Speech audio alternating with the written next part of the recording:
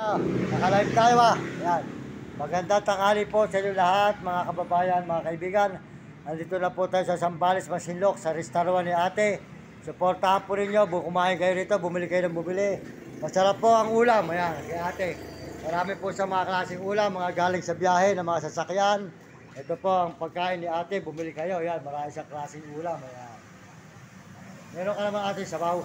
May sabaw lang po yan. Subscribe mo ako, Mario Mendoza Vlog, ano? Sa Mario Mendoza Vlog, sa YouTube.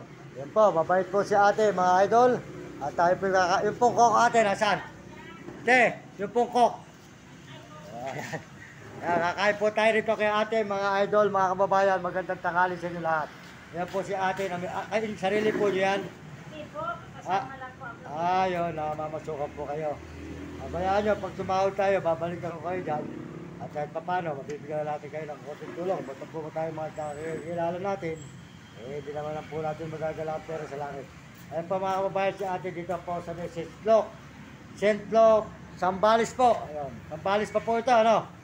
Zambales, yun. Zambales po, ayun po si ate. Maraming salamat po ate.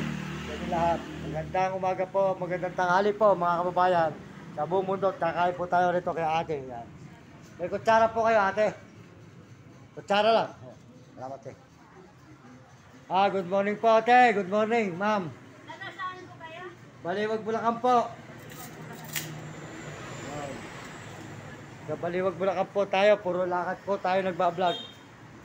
Yan, mga idol. Kakain po tayo rito kay ate. Yan. At medyo tanghali na po mga idol, mga kababayan. O, sa iyo ko na tatapusin ate. Para pag hinanap mo ako Mario Mendoza Vlog, makikita mo yung picture mo. Yan. Po si ate dito po sa St. Floc.